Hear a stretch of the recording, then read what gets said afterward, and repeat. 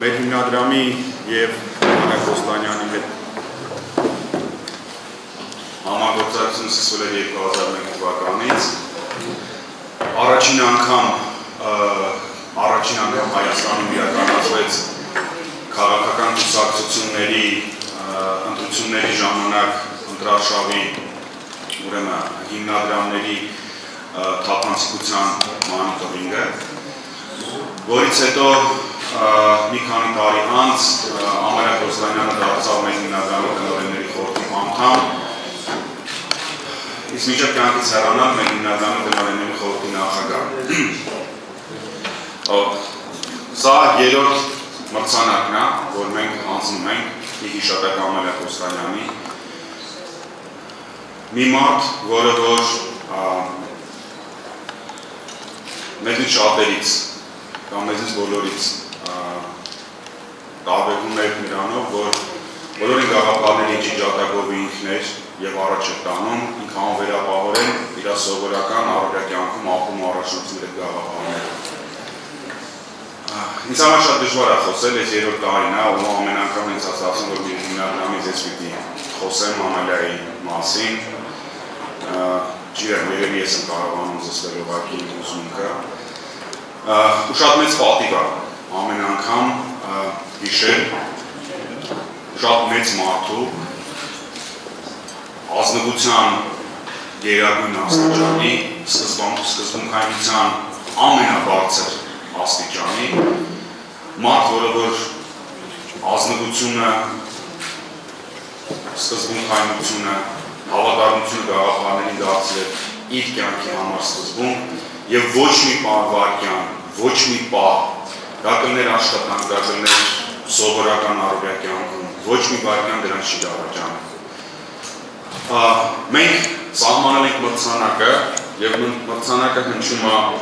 սկզբունքային ու խիզախ գործունեության և քաղաքացիական հասարակության զարգացման գործում նշանակալի ներդրման համար։ Սկզբունքայնությունն ու խիզախությունը դրանք բառեր են, որոնք որ մենք շատ այս այն բառերն են, որոնք որ մենք հաղթեցինք, որ շատ կարճ ու հակեշ կբնութագրեն Ամալիային իրագործունեությունը։ Մեզ հեշտ չի մնում ամեն տարի ընտրել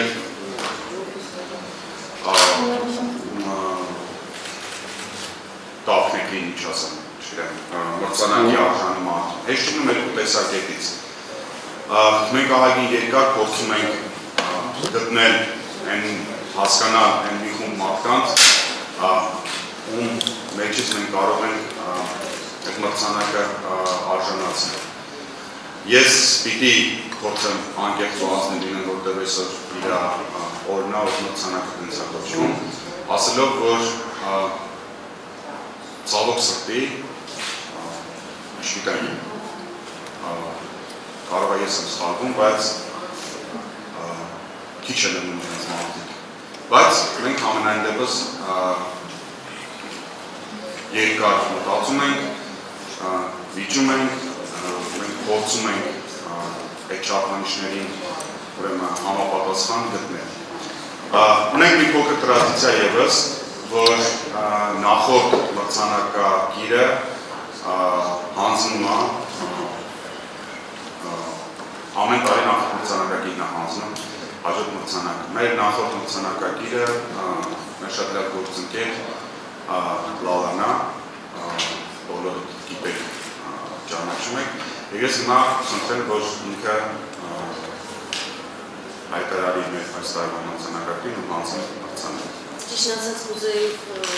կարդալ Ամալիայի բառերը, կուզեի անպայմանորեն չէր այսօր, որովհետև այս բառերը այսօր են շատ կարևոր և ակտուալ։ Մարդիկ պետք է խոսեն Հայաստանում տիրող իրավիճակի մասին և դրա դեմ պայքարեն։ Ճշմարտությունը, նույնիսկ դաժան ճշմարտությունը ավելի լավ է, քան կոծկելը, որը բերում է անպատժելիության։ Այսօր մրցանակը տալիս ենք մի մարդուն, ով պատասխանում է բոլոր տեսակի բռնություններին իր կյանքով, իր ստեղծագործություններով։ Այսօր մրցանակը տալիս ենք Զարուհի Հովհաննիսյանին։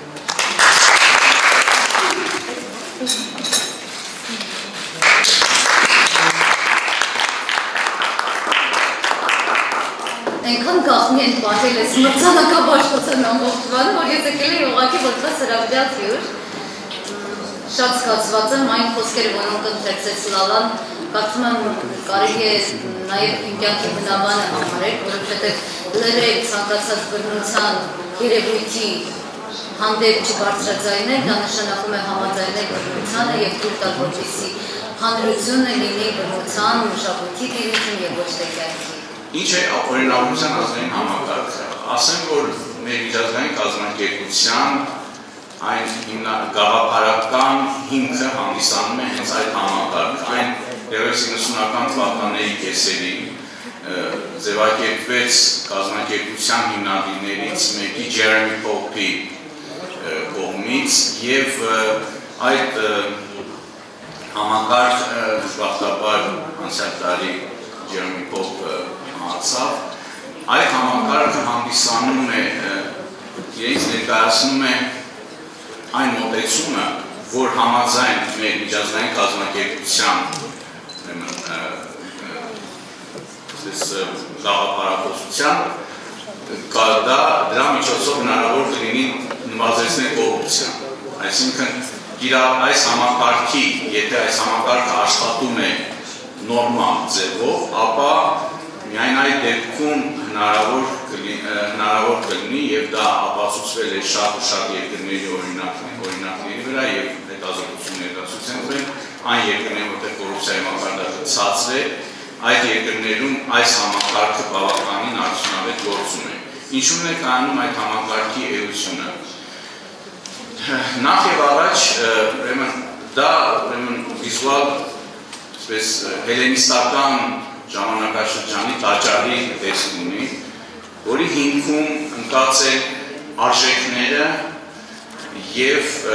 այն ինստիտուտ, այն տրադիցիաները, այն ամենը, ինչ կազմում է տվյալ երկրի քաղաքականության, հասարակության, տնտեսության եւ մշակույթի հիմքերը։ Այսինքն ցանկացած համակարգ օրինավորության պետք է հիմնված լինի բխի տվյալ երկրի այդ տնտեսական, քաղաքական, մշակութային արժեքներից,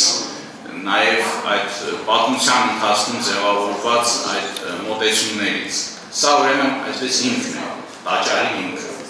Այդ հիմքի վրա բարձրանում են սյուները, եւ այդպիսի սյուներ ընդհանրապես ասած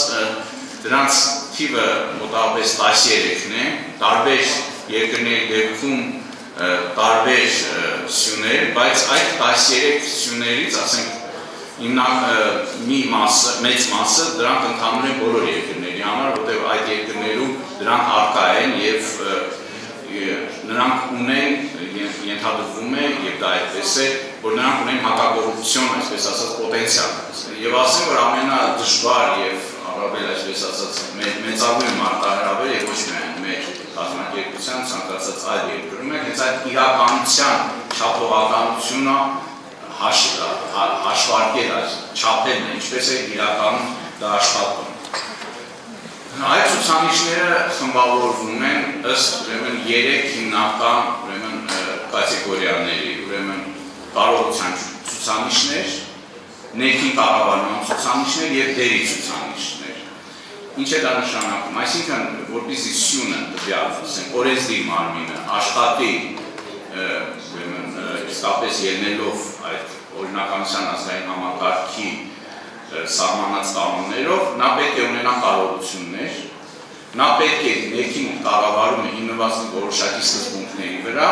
եւ ամենակարևորը, իմ կարծիքով ամենակարևորը, որ այդ սյունը պետք է ունենա իր ուրույն դերը եւ իր փոխանցի նախ եւ առաջ մնացած սյունների հետ, այսինքն նա չպետք է մեկուսացված ձևով դիտարկել եւ նայել, որ նա առանձին գործող սյուն է, այդ նա պետք է փոխանցի մնացած սյունների հետ մեկ եւ երկրորդը այդ սյունը պետք է նաեւ ունենա, այսպես ասած, դա անվանում են դերը, իր դերը ընդհանուր հակակոռուպցիոն քաղաքականության մեջ, հենց այդ փոխազդելով նա ձեռք է բերում այդ դերը։ Ուրեմն կարողության ցուցանիշները երկուսն են, դա առաջին հերթին անկախությունն է, այսինքն տվյալ սյունը կարողունակ է, ունի, եթե նա անկախ է, այսինքն այլ սյուների նկատմամբ ունի հարաբերական անկախություն։ Երկրորդ կարողության ցուցանիշը դա ռեսուրսներն են, այսինքն ինչ ռեսուրսներ նյութական, մարդկային, տեխնիկական եւ այլ ռեսուրսներ ունի այդ սյունը, որպեսզի կարողանա իր այսպես ֆունկցիաները կատարել։ Երկրորդ ցուցանիշները, ներքին կառավարման ցուցանիշները, դրանք թափանցիկությունն է, հաշվետվողականությունը եւ այսպես կոչված օրինավորությունը։ Հայերենում դժբախտաբար այդ մեր լեզվամտածողության խնդիրն է integrity բառն է, որը մենք թարգմանում ենք օրինավորություն, ասենք անգլերեն այս համակարգը կոչվում է National Integrity System եւ հասարակ integrity մենք թարգմանում ենք տարբեր թարգմանություններ, կամ բարեկարգություն մենք դա անվանում ենք